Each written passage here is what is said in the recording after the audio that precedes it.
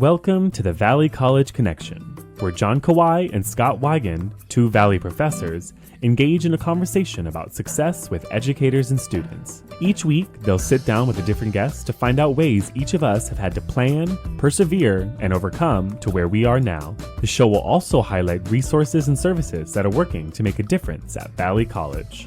We are joined today by Dr. Barry Gribbons, president of Los Angeles Valley College. Thank you so much for joining us, President Gribbons. We're really glad that you could sit down with us and have this conversation. Thank you, Scott. It's my pleasure to join you. As we do with all of our guests, we'd like to invite you to take us on the path that brought you to Valley College. And if you could take it as far back as you're comfortable going, detailing some of your experiences, what school was like for you along the way, successes that you might have had, challenges that you might have had. And John and I, as we typically do, will interject with questions and bring us up to the present where we're at now at Valley College. Sounds good. Thank you, Scott. I'm from the LA area, so I've lived in the Los Angeles area my whole life. I grew up in Santa Clarita, which is just maybe 22 miles north of Santa Clarita, so fairly close. The area, of course, back then was much smaller than it is now. Santa Clarita, for example, only had about 25,000 residents back then. Now it's perhaps 300,000 folks. So it was a much smaller town back then, and kids had a lot more free range to ride their bikes all over the valley. The elementary school I went to was called Old Orchard. It was within walking distance from my house, which every kid in the neighborhood, walked to school in the same. We had paseos up there, so you could walk to school on these paths just designed for kids. I enjoyed school, but I wasn't the best student. In math, I think I always excelled better than English. In a lot of times in English, I struggled a bit, with the one exception. One time in third grade, I won an award for a haiku I wrote. And that was where I peaked in English with that one award. So you had it bend towards the creative side with your creative writing as a young student. It could have been. It also could have been the math elements of writing haiku too. I'm not sure about that. The formula behind it. Exactly. I later found out it wasn't until, ironically, a week after I got my Ph.D. from USC, I found out I had a learning disability, binocular dysfunction. So my entire time going through school, I had a learning disability that I didn't know about.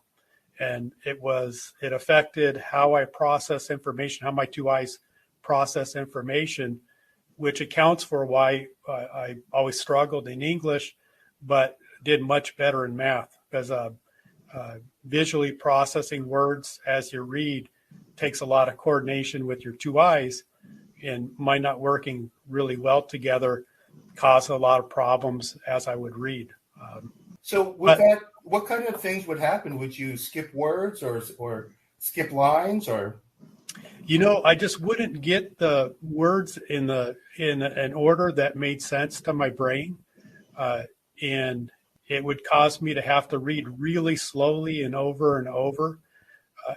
As you get older, just like people with dyslexia, your brain learns different strategies to piece information together, even if visually the information's not coming in right.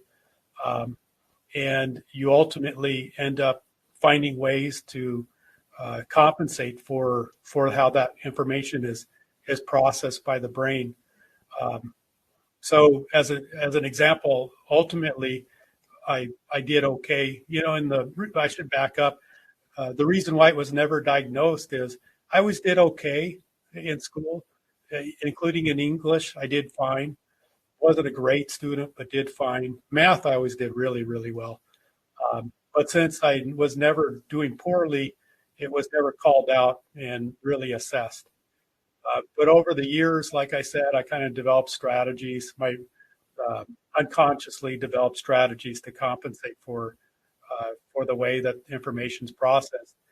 And to this day, I do pretty well, but I am the worst editor because my brain will naturally change words to how I think they ought to be. So if a word is misspelled, if letters are flipped around, if things are not in the right order, I literally can't see it.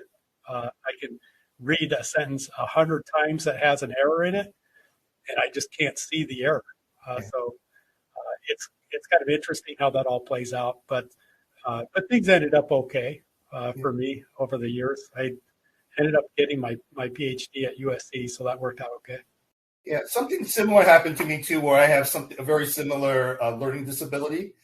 And as I studied it, I found out that 1 out of 3 CEOs have this learning disability, something similar to you. And I think 1 out of 3 entrepreneurs have this. So they found that compensating for these visual learning disabilities, they'll either completely drop you because they found people in prison have a larger proportion of people with these visual issues.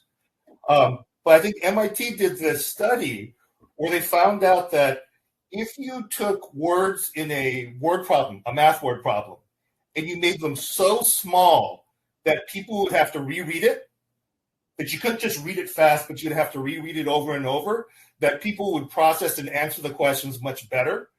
So something about having to reread a word problem really carefully and slow you down, it's something that's supposed to help people with math.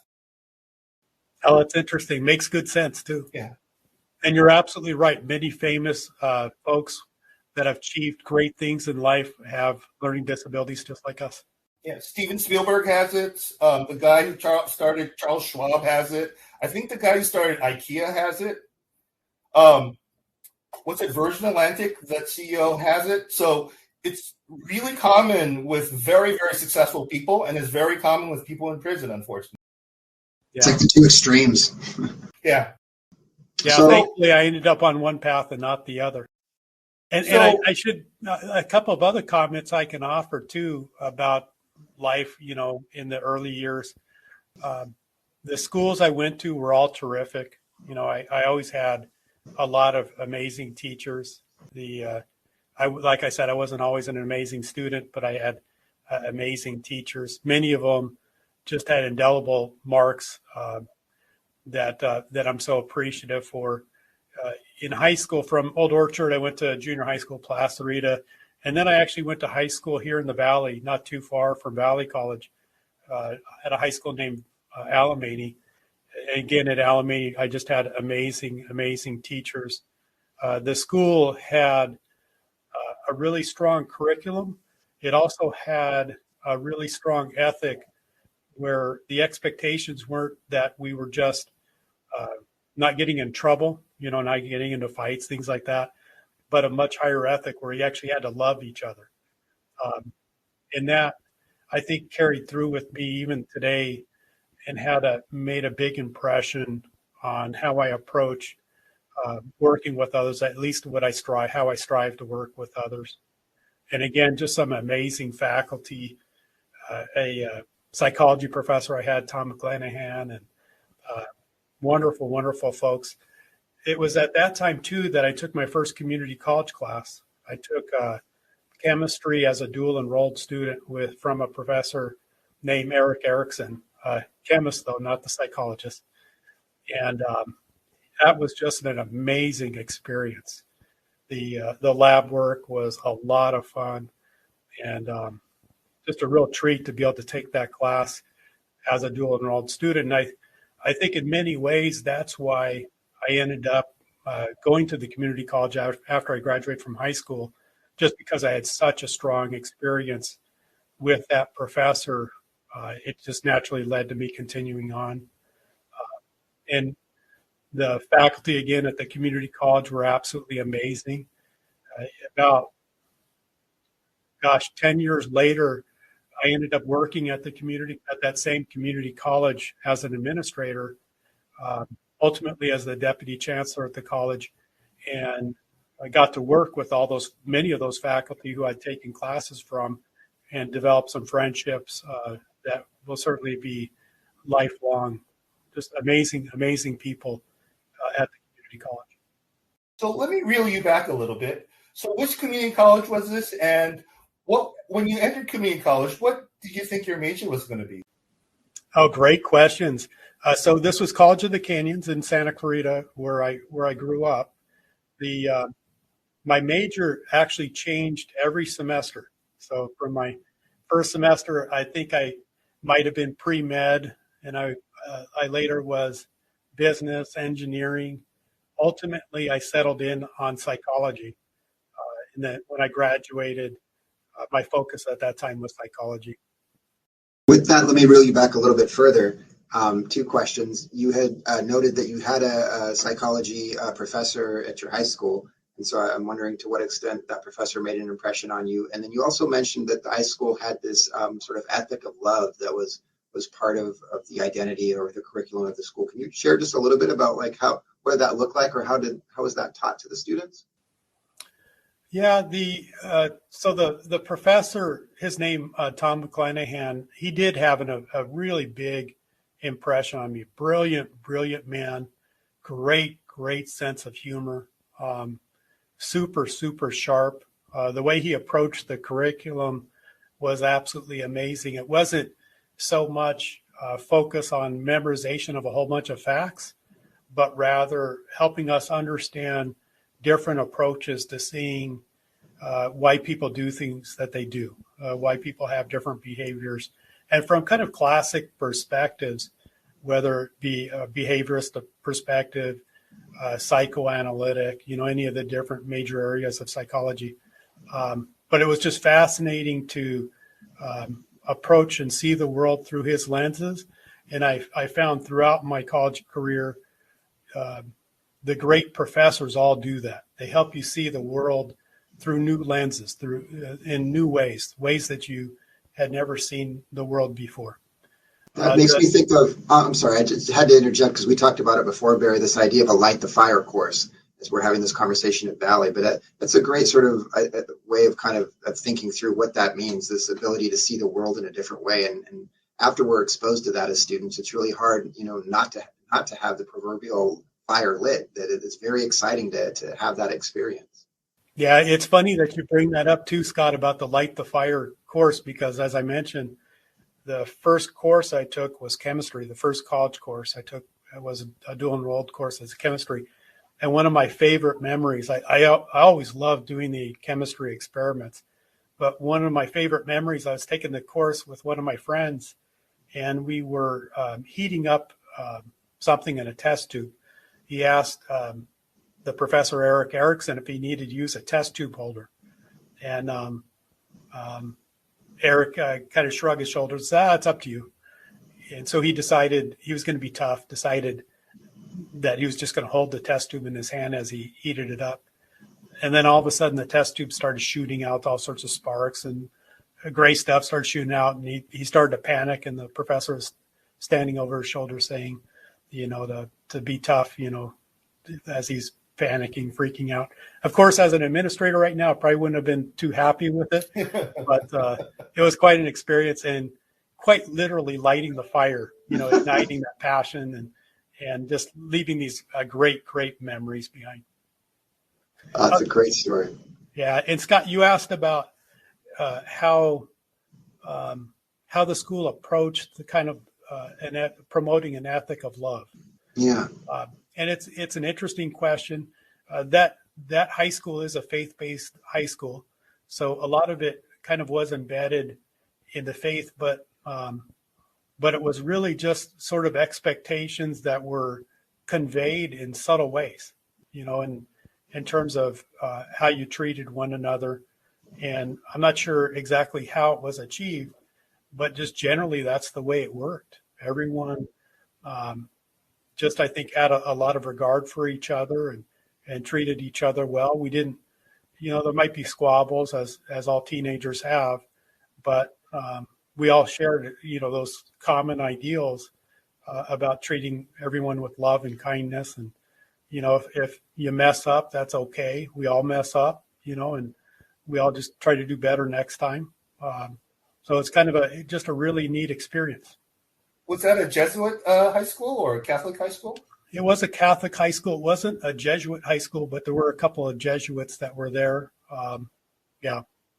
I really do think that we've had a number of professors who have been on here who have talked about just the value of their Catholic education and whether they were Catholic or not.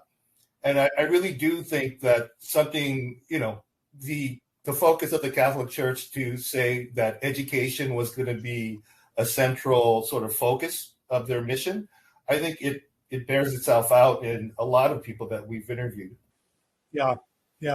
It certainly is a good compliment, and I do appreciate that the focus of the schools, Catholic schools, is to promote people understanding, learning, questioning, and trying to be welcoming and inclusive, and not limiting as to who participates in those programs. So when you were at College of the Canyons and a psych major, what was the big dream? Were you thinking about being a counselor, or at that point were you thinking someday I'm going to be president of a college? It's kind of funny. I, at one point, did talk to the college president about what her path was to becoming a college president. At the moment, I think I was more looking at being a clinical psychologist, but we did have that conversation way back when. And then a few years later, she ended up hiring me as an administrator, and I worked with her for 19 years before coming here to Valley. Wow, it's really interesting to hear sort of the experience of school from primary to secondary to community college, all within that Santa Clarita Valley there. Where did you end up going after College of the Canyons as a student? Where did you transition to get your bachelor's degree? After College of the Canyons, I went to Cal State Northridge, so I was back here in the Valley. And keep in mind that during high school, I was here in the Valley, so I spent a lot of time roaming all over the Valley while I was in high school. All of my friends, most of my friends were down here in the Valley. We spent all of our time going to places like Winnetka Drive-In, back when Winnetka was a drive-in, not a multiplex theater, and other places around the Valley. So going to college after College of the Canyons, going to Cal State Northridge was kind of a natural next step.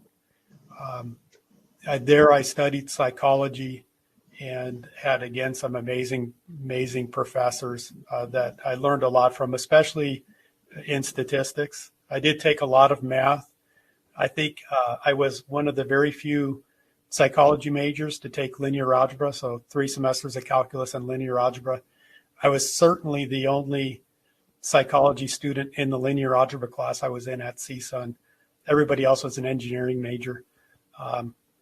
But great experience at CSUN, great preparation. From there, I went on to USC for my master's and my Ph.D. My master's was in instructional design and instructional technology. At that time, I was thinking about going into designing educational programs. So really quite a big change from the early days in psychology. But while I was at USC, I also took a lot of classes in educational psychology, statistics, and measurement. Again, had some amazing professors, Bill Michael, Dennis Hosevar, some just truly amazing folks, Robert Retta, Myron Dembo, who we've had here at Valley College a few times. I actually taught for Myron for 2 years while I was at USC, and had some just amazing experiences learning about student motivation, how folks learn, and as well research methods, statistics, measurement, just a fabulous complement. And that experience, unfortunately, is not replicated too often anymore. A lot of those programs are costly and have folded up over the years. But it was a great experience for me. Do they still continue to have their sort of, I remember they had some data group for community colleges. Is that still existing? I used to go there every year for their data group and their summary of LACCD data. And for some reason, in recent years, that's just all sort of dried up. Yeah, that was a group that was started by Estela Ben-Simon. And it was actually started years after I left there.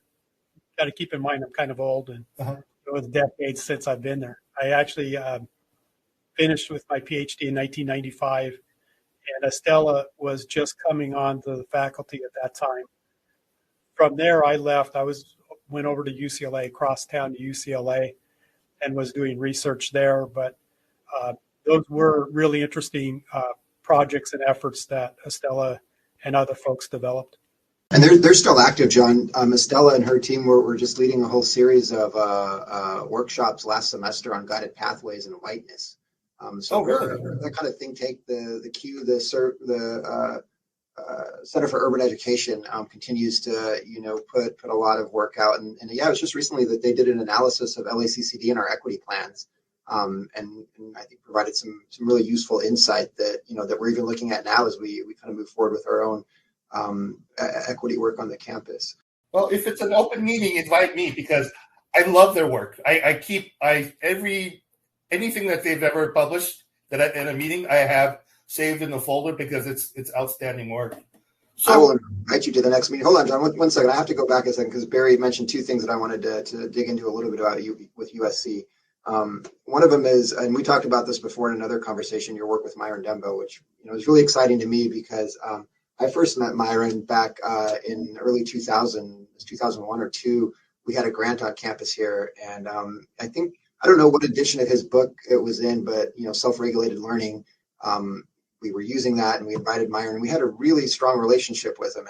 And the project director for the grant, Deborah Harrington, who's now at our district, had connected with Myron, and my goodness, I can't tell you how many workshops we did together with him. And it was for me when I was a graduate student. And so as I was a graduate student going through my teaching practicum, I was, helping Myron and taking notes and summarizing the workshops. And then that relationship continued with Myron up until just a few years ago, even with our Teaching Innovations Academy grant. So we really connected with that work about student motivation and self-regulated learning and kind of rethinking, the importance of what we call now essential academic skills.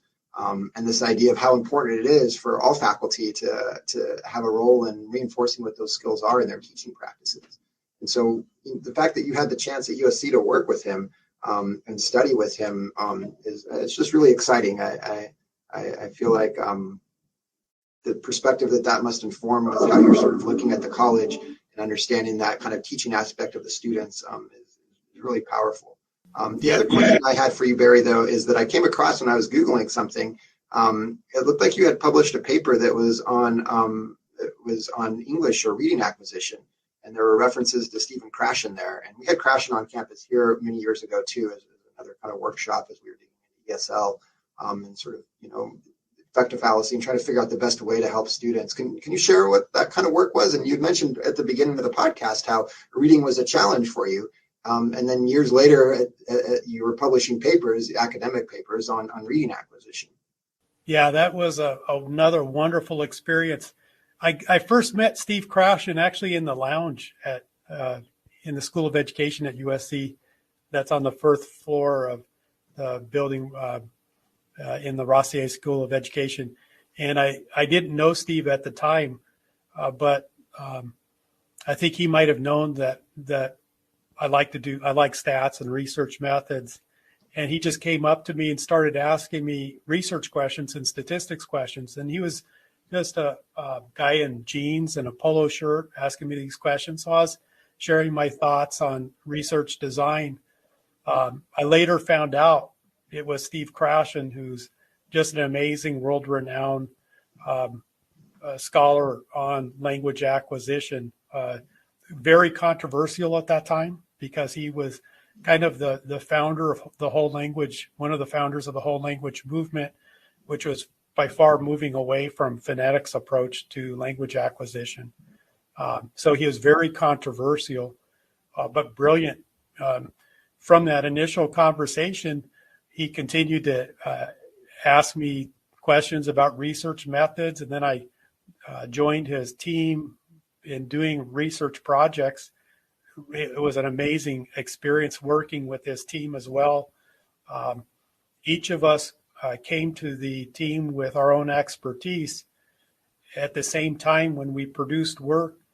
So if my expertise was research methods, when I approached the project, we passed around drafts of the paper. It was really an expectation that everybody contribute to the draft with all the comments that we might have to make it as strong as possible. But he just promoted just an amazing sense of teamwork that we should all aspire to. And it is kind of fun that in the end, I ended up with, I think, 4 peer-reviewed published papers in language acquisition, co-authored with Steve. So it was a wonderful experience. That's so cool. Yeah, it's not an academic word to describe it, but I think it's very cool. Part of it that I think is really great too is that both of those scholars, both Myron and Dr. Krashen, is kind of the outsider looking at their work and how we've used in professional development, is that there really does seem to be a advocacy or a real belief and buy-in to what I think is generically called sort of student-centered learning, and sort of a move away from this kind of sage on the stage, let's just lecture as students with both of their works.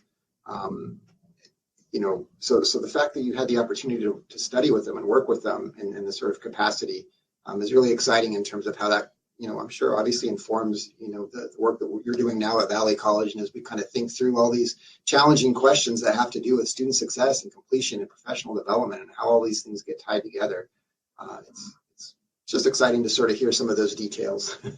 Yeah, they were amazing experiences and really shaped how I approach education for sure.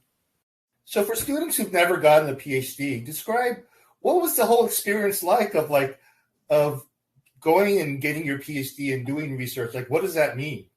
Yeah, a great question. And I'll share some comments that are the same thoughts that I share students that I've had when I've taught. So whenever I teach psychology classes, especially at the community college level, these are the same thoughts.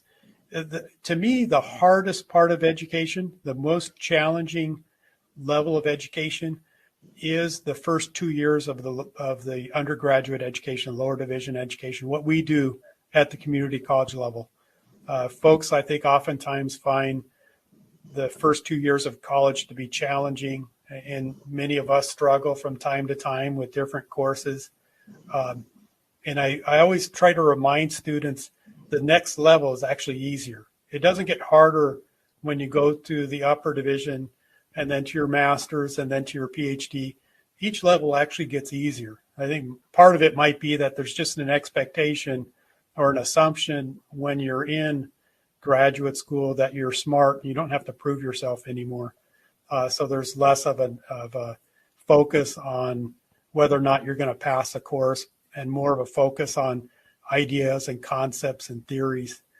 But also the volume of work is a lot less. So one tends to study the broadest, most number of things the first 2 years, and then you get to focus your attention a little bit more narrowly at each of the subsequent levels. And then at the PhD, you just have a tremendous amount of flexibility.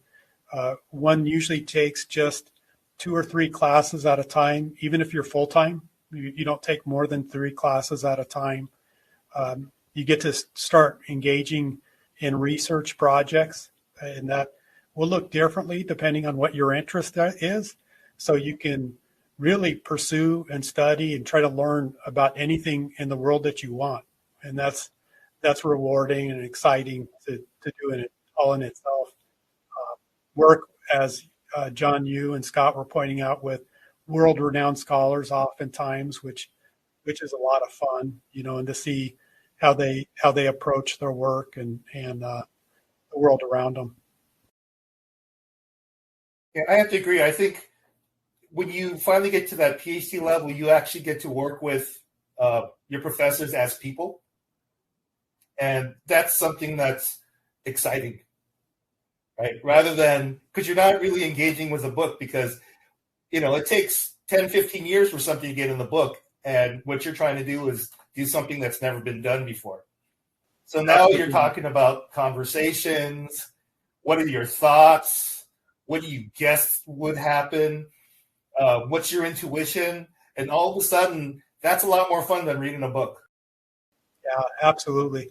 The other thing that's kind of interesting too, that I learned in the process, especially in graduate school, some of the most interesting, brilliant work is hard to get published. We talked about Steve Krashen. Steve Krashen's work was really hard to get published because the peer review process is such that the editor of a journal sends out the manuscripts to 3 people to review. And the 3 people have to agree that they like it. If somebody doesn't like it, given the volume of manuscripts that are submitted for publication, oftentimes things won't get published. Steve was so brilliant, creative, innovative, and in many ways forward-thinking. He could never get 3 people to agree on his manuscripts. There was always somebody who just didn't like his theories. They didn't agree with them and they didn't like them. And they would always vote no, in terms of whether or not he should be published. So we oftentimes really struggled to get his work published. On the other hand, Bill Michael, who I did a lot of work with and published with, he was the editor of the oldest psychometrics journal ever. And he was the editor of the journal for a long, long time, especially the validity section. So we had a near 100% acceptance rates when, of course, publishing to his journal.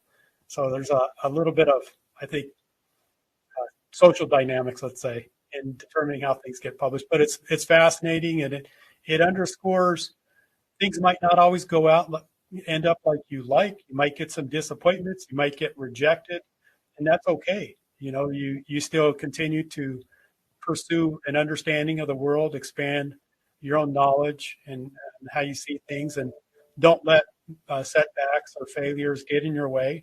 It's just a natural course of learning. It's something that you have to embrace, you have to accept. You won't like it. None of us like failing, but we have to fail. It's one of the most important things that we do in life. Yeah, there's something strange about, if you're revolutionary, there may not even be a journal that is created for it, right? So like incremental change, there's a spot for you. But if you're revolutionary, a lot of times you just end up having to write your own book. Yeah, that's right. Those are the dangerous ideas. Barry, as you shared with us just a moment ago, that you when teaching your own classes, this is something that you really have the opportunity to share with your students what this experience is like, and getting a Ph.D. and kind of contrasting it to what those first 2 years of general ed are like, which is I think so helpful to hear, especially for the students at the community college level. Like, for example, at Valley College, many of them are first generation college students, and they're forging the path for the first time for their family. For you in your own experience in your own journey, did you have other family members or extended family, anybody who had sort of gone as far as you've gone with the PhD, or were you in the situation of sort of figuring it out on your own, or how did kind of support system work for you in getting to where you're at? Yeah, great question. I did have a fairly distant uncle who had a PhD. And ironically, he was in educational psychology too, but I had almost no contact with him my whole life. So I didn't really know him. I met him for the first time when I was a high school senior, and that was the only time that I had ever met him. So I didn't have a lot of folks that went on to graduate school that I learned from. Both my parents did go to college, so I did have that benefit of parents that understood the college environment and kind of navigating the process. But graduate school, I was, pretty much on my own and figured out things on my own, made some mistakes, jumped into things and tried it out, where I was kind of naive to all the challenges that I would be experiencing. So maybe in many ways, ignorance was bliss, But I want to emphasize for the folks that might be at the community college, especially those in psychology, you're going to go get a PhD. It's not going to be hard. It's certainly not going to be harder than what you're experiencing right now. It's even going to be easier. And you're going to continue on, and you're going to get your PhD. You'll get your bachelor's. You'll go on and get your master's and PhD. The funding for college gets easier later, A lot of PhD programs are fully funded, so you don't have to stress about how you're going to pay for college as much as you certainly would at the lower division level and the undergraduate level. But you're going to continue on. The more degrees you have, the more opportunities that you have. The folks who have PhDs have a tremendous amount of opportunity of jobs, of different things that they can pursue. They get a lot of choice, a lot of flexibility, and that's just a very powerful thing. So never look at just one more step and saying, okay, that's good enough, I'll be done. Keep going, because it gets more and more interesting. It gets easier. It's going to be fun, rewarding work, and it's going to set you up for really lifelong opportunities. So, Barry, I want to be able to save time to be able to talk about UCLA and your work at Valley College, just because I think the UCLA stuff especially is very relevant to where we are now in education. So I know you spent 19 years at College of the Canyons. I hate to say, like, hey, let's just skip over it, but what are some of the big takeaways from your experience at College of the Canyons? You know, I had a lot of opportunities at College of the Canyons. I went there being in charge of research, planning, and grants. But over the 19 years, had the opportunity to do a lot of different work, start a lot of programs, pursue a lot of resources of a variety of types for the college, problem solve some kind of challenging situations, and resolve a lot of complex issues, which was rewarding. From that experience, I took away that we can change anything. If there's anything that we don't like, if there's anything that isn't operating the way we think it should, I don't care if it's a rule that the college or the district has, if it's a state law, federal law, the state regulations, anything to be changed. We could do anything to make the world a better place, to make things work better, to help remove barriers for folks. And that's what we ought to focus our time, our professional time in doing. And that's really how I approach the work here. I look at what barriers, I'm constantly looking for barriers our students may be facing, for ways that I can improve. Valley College is an amazing, amazing college, but we can do even better. And I'm always just excited to get ideas for new things we can try and do. And all that, I think, was rooted in my work at College of the Canyons. And College of the Canyons is a model college. I mean, it is the college that a lot of LA colleges try to copy, because you guys pilot a lot of innovation. And I think you have unique obstacles that you overcome, because since you're so far away from the rest of Southern California, you're always losing professors once they start getting jobs that are closer to LA. And despite that, when I got hired by College of the Canyons, it felt different. How I got hired, how they hired me, how they oriented me, how they fixed my benefits, every step of the way as a newly hired adjunct, it felt different, that I was taken care of, that I was monitored, and that I was told and expressed what the standard was. And it was different from any other college I was hired by. So you then went to UCLA? I did. Well, from when I graduated from USC, I went to UCLA, and I did research there for 4 years in the School of Education. So when I read your bio, I was very excited when I read this portion of it. Because, you don't want to walk in and see your boss, but you're curious who he is. And this is sort of right down my wheelhouse, because I was very interested in equity, always. And you came in a hotbed of time when, this is right after or right during or right after Pete Wilson, the last Republican governor of California, right? Right, just before, right about that time. Right, and affirmative action was removed from public schools, deciding who would come into schools, and that had distraught me a lot. You had Prop 87, which excluded undocumented students from public services, including colleges, which was eventually overturned, but had churned California into a strongly Democratic state when it had previously had Reagan and Wilson as strong Republican governors. And then you had Prop 227, which banned bilingual education, which was overwhelmingly overturned by voters later. And these are all sort of like in the news things that are going to happen. I mean, affirmative action is probably going to be removed by the Supreme Court. So I've been following the data from this for decades, just because this is sort of the laboratory of where we're probably going to go now that we have a conservative Supreme Court.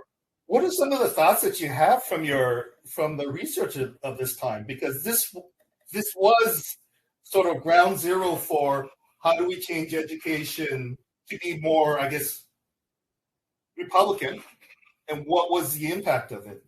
You know, this is exactly why I love being here at Valley, is that to affect some real change for communities that need it. Historically, there's been a lot of communities that have been underserved by their educational systems. While I was at UCLA, I had the opportunity to evaluate large-scale urban reform that was looking to affect some change in the schools, had access to some really powerful data sets to be able to take a hard look at how we were doing in education especially for the communities that most needed the support and assistance. And then the other major piece of my work was large-scale assessment systems, statewide assessment systems. But from all that work and the opportunity to get to know some amazing activists like Maria Casillas and Thelma Melendez de Santana, it instilled to me the strong belief that we have an obligation to affect some change, to make educational opportunities available to our students. Too often, I think that we let different barriers get in the way, and we have to not accept that. My kids' school, they have an amazing, all the schools that they've gone to have been absolutely amazing. There is an expectation that no barrier gets in the way of every kid achieving, truly every kid achieving. These are public schools too. Every school needs to have that same focus, that same ethic, and we need to as well. So as we see the college going rates in our local schools, our local communities not being what they are, we have to demand that change. We have to look for how we can help affect that change. And too often it's barriers that we put into place. You know, many of them come from the state legislature. Then they may have been well-intentioned, but we have to remove every barrier that our students might face and making sure that kids have access to college, that everyone has access to college, and we improve the college going rates so that they have the opportunities that they deserve. Our relationships with our local schools have to improve. We can't partner in really profound ways, and I know that all of our local schools are entirely open to partnering with us and looking to have the change, to being the part of the change that we all are aspiring to. And we just have to get that work done. While I was at UCLA, I studied a lot of different educational systems, and I saw many, many, many ways where it didn't work, where things just didn't work. The schools didn't work for their local communities. The kids for decades were not achieving the educational outcomes that they needed to achieve. And the impact on those kids and those communities is they really were not set up well in life. It just wasn't fair how they were set up leaving their educational systems. and expected to compete with kids that came from schools that were really strong. And one of the most powerful pieces of research that I did showed it wasn't the characteristic of the kid, it was the characteristic of the school. So it wasn't that a kid was Latinx or African American or Black. It wasn't that a kid was low income. It was depending on the characteristics of the school, whether or not the kid would achieve.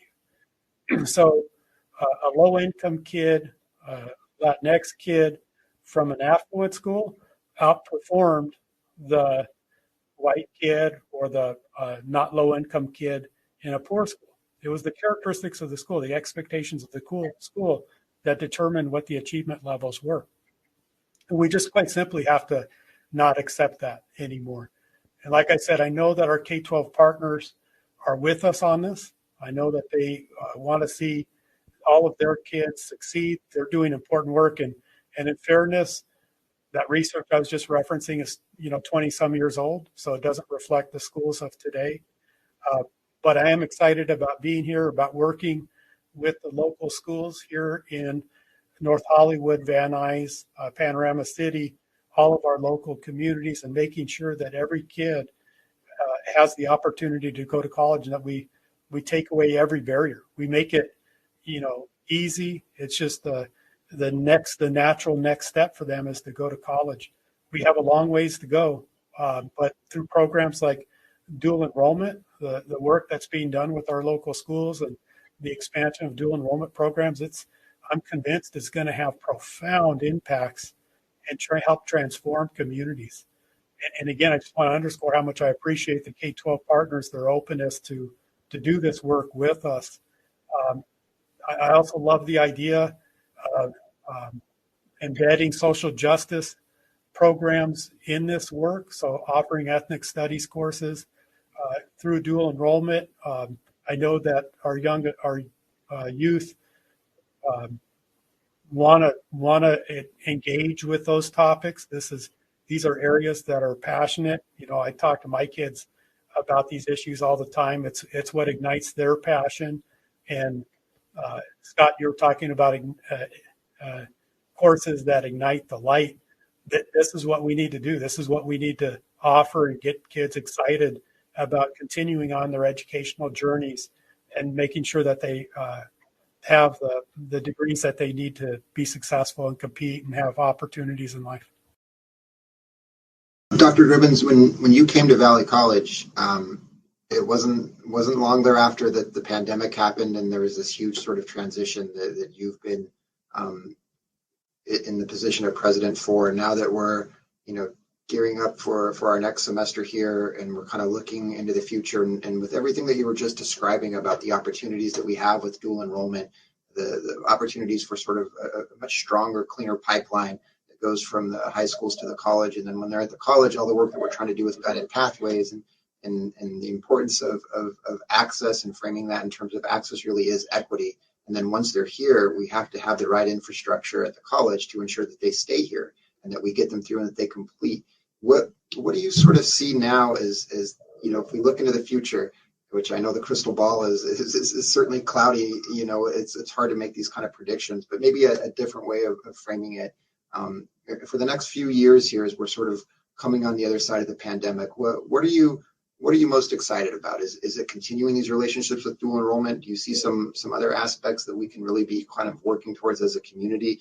We have just about another 5 minutes here or so with your time here. And so just want to try to get a sense kind of what you're looking at as we move forward.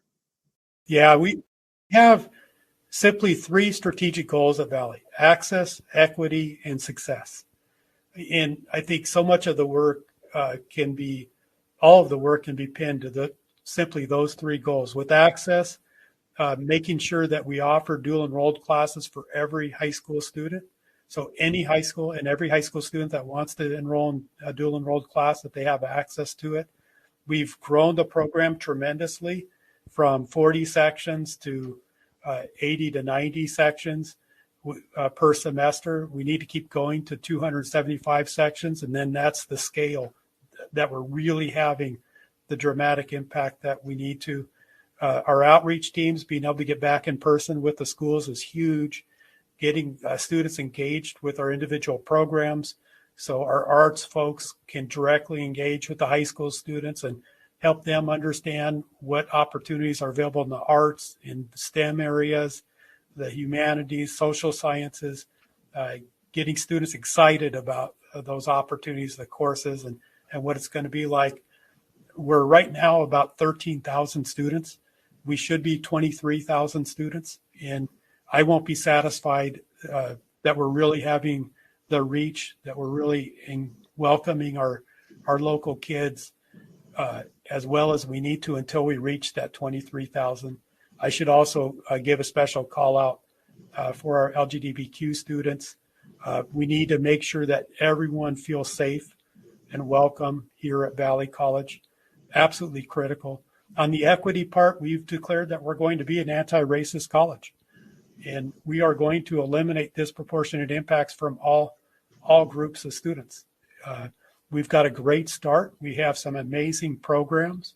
Our Umoja Black Scholars Program with Dr. Coney and so many wonderful, wonderful faculty is just amazing model. Our Dream Resource Center, absolutely terrific in supporting our undocumented students. We're creating a Rainbow Pride Center that we're excited about opening soon, hopefully in just a few months once we get the campus center back online. All of the programs that we have designed to make sure that students are welcome, supported, are absolutely, absolutely marvelous, very unique in higher education. It's not common that you see the collection of programs that we have here to help support students. And I'm so appreciative and thankful for all the amazing, passionate people who are doing that work. And then on the completion side, we're going to have the highest completion rates in the state of California. No one's settling for what's good enough for this population of student or whatever they might try to discount. The highest in the state of California. And there's already been, as you know, Scott, amazing groundwork laid through the guided pathways framework that people have been working through. So much wonderful work's been done with our CAPS or meta majors, with our completion teams for each of the CAPS to help make sure that no student gets lost, that we help really guide students through their entire educational journey, support students through their entire educational journey. Absolutely critical work. And it's quite simply those three things. So access, equity, and success. Once we're 23,000 students, once we have eliminated disproportionate impacts, and hand in hand with that is being an anti-racist college and having the highest completion in the state, then we will be where we need to be. And we need to get there quickly. Not 10 years from now. We need to get there quickly. Barry, let me ask you this. What advice would you have to a student who says, you know what, I would like to be in a position to make calls on things, to be able to sort of make big decisions affecting thousands of people? What is the reward of it? And what is the recommendation of what are sort of the core aspects of help you get to where you are? You know, for me, it's just a matter of working hard and trying to serve others. I never approach it from wanting to make big decisions affecting large numbers of people, but rather, what can I do to serve other folks and to help others? And I think as we work hard to do that, that we can have some pretty profound impacts. And you might realize after doing it for a few decades that you've really had some profound impacts and made a difference for thousands of people. But the focus is just every day, working really hard and trying to do our best to help others. Dr. Gribbons, thank you so much for being so generous with your time this afternoon and sharing with us the pathway that brought you from Santa Clarita to Valley College and all the steps in between. It was very inspiring to hear your story, and it's really exciting to hear you share your vision for where we're going as a college here at Los Angeles Valley College. Thank you so much. Thank you. My pleasure. My pleasure, Scott and John. Good to see you both. Yeah, thank you so much.